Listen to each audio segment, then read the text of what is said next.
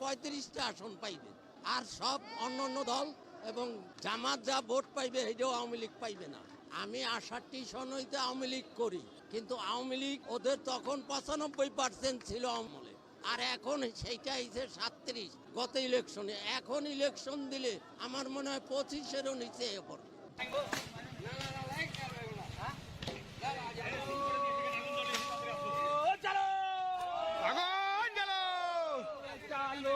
আগুন জ্বালো, direct action, direct action, direct action, direct action,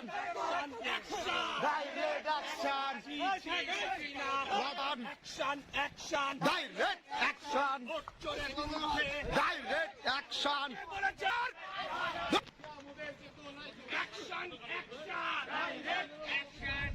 চলবে আজকের অবরোধ, ভোটচোরের বিরুদ্ধে ডাইরেক্ট অ্যাকশন, তারেক রহমানের অবরোধ চলছে চলবে।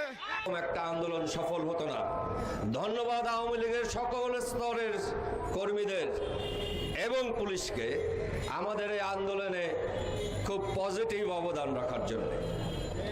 এরপরে আমি আরেকটা বিষয় বলতে চাচ্ছি, আমরা একজন নেতা পেয়েছি, দেশের প্রধানমন্ত্রী। কি অঙ্গভঙ্গিতে কথা বলতে হয় সেটা আমাদের বর্তমান প্রধানমন্ত্রী জানেন না। একজন রাষ্ট্রনায়কোচিত কোনো আচরণ এবং সামগ্রিকভাবে সমগ্র বাংলাদেশি জনগণ লজ্জাবোধ করি। সারা গণতন্ত্রের অবরোধ, দেশ রক্ষার অবরোধ, লড়াই লড়াই লড়াই চাই, চলছে লড়াই চলবে।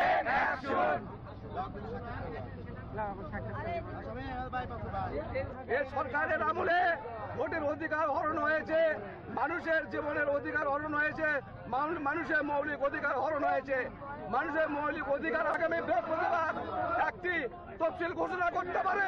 এই তফসিলকে আমরা অবাঞ্ছিত ঘোষণা করে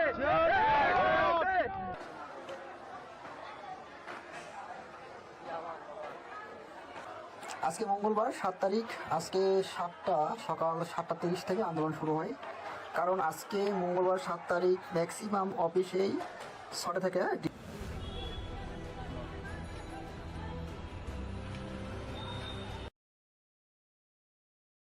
35টা আসন পাইবে, আর সব অন্যান্য 35টা আসন পাইবে, আর সব অন্যান্য দল এবং জামাত যা ভোট পাইবে এটাও আওয়ামী লীগ পাইবে না। আমি 68 সন হইতে আওয়ামী লীগ করি, কিন্তু আওয়ামী লীগ ওদের তখন 95% ছিল আওয়ামী লীগ, আর এখন সেইটা হইছে 37 গত ইলেকশনে। এখন ইলেকশন দিলে আমার মনে হয় 25-এরও নিচে পড়বে। ধৈর্য আর ধৈর্য ধরার সময় তো এখন আর দিল। সাধারণ মানুষকে শুধু ধোকা আর ধোকা। ও নির্দলীয় নিরপেক্ষ সরকারের অধীনে যদি নির্বাচন দেয় তাই বোঝা যাইব হয় কি উন্নয়ন এবং কি দেশের জন্য করছে। এদিনই দ্রব্যমূল্য নিম্নগতি হবে। আপনি 75-এ চাউল এখন মার্শাল্লাহ আসলো, জিয়াউর রহমান আসলো, তখন এক রাতের ভিতরে সমস্ত গোডাউন খালি হইয়া 5 টাকা 6 টাকা চাউল হইয়া পড়ে।